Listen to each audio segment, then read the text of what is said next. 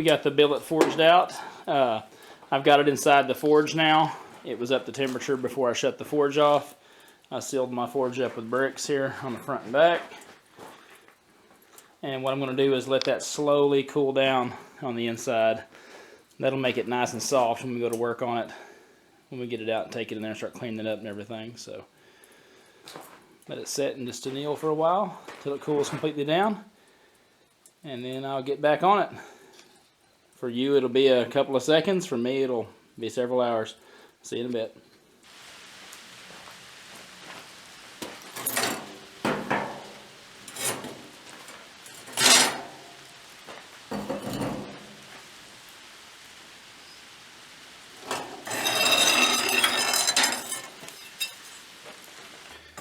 Alright, so our steel is through annealing.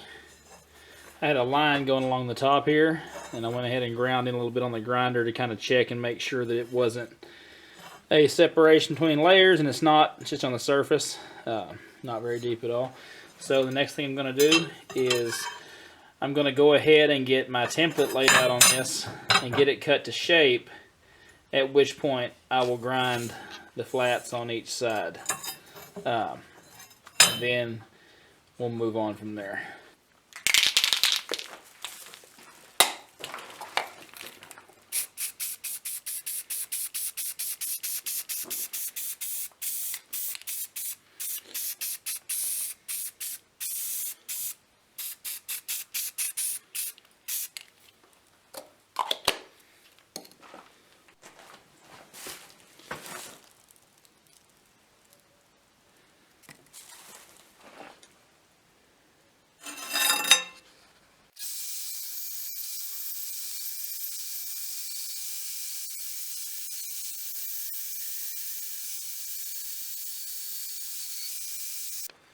Alright, I got the blade profile cut out a while ago, and actually began kind of grinding around it, and then realized that I was way thick on this end here, and I was way thick on this end here.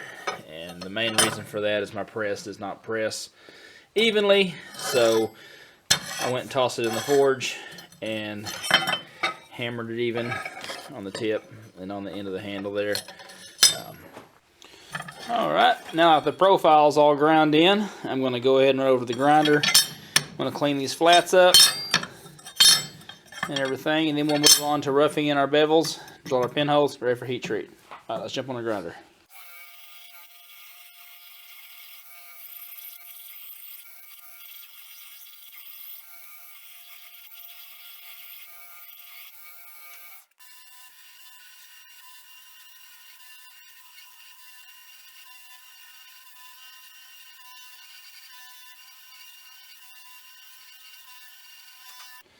Alright, got everything cleaned up for the most part.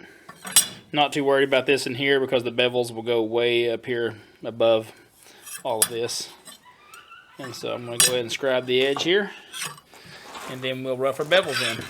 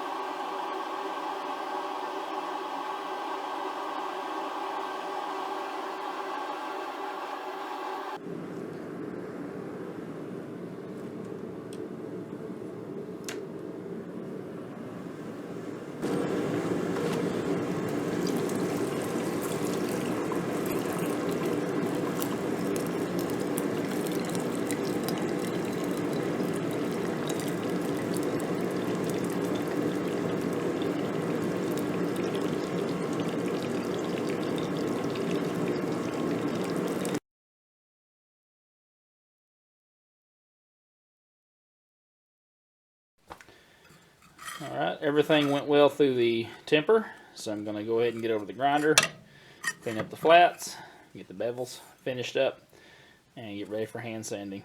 Alright, let's get after it.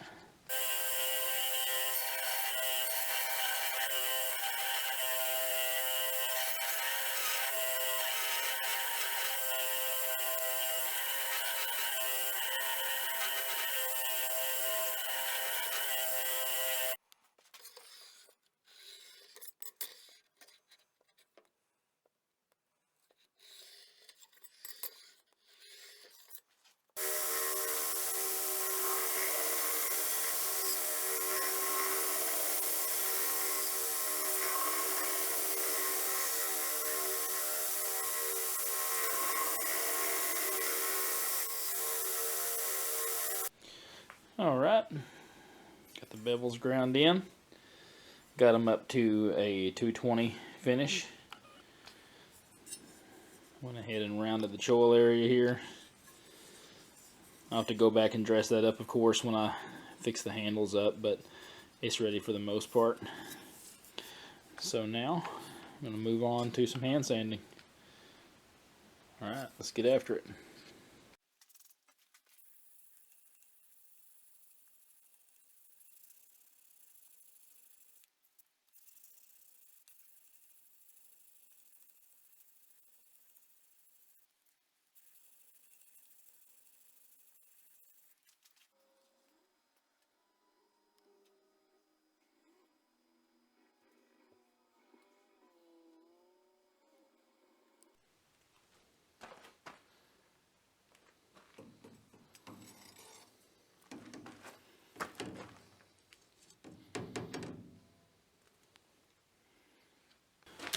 Alright, so I got our knife all hand sanded. I got the blade etched. I put it in the instant coffee overnight, so it's got nice and dark on the high carbon steel, and the 15N20 still nice and shiny. We're going to turn our attention to the handle. I've got some carbon kieranite that I got from Jant's Supply at knifemaking.com, and this is what we're going to be using for the handle.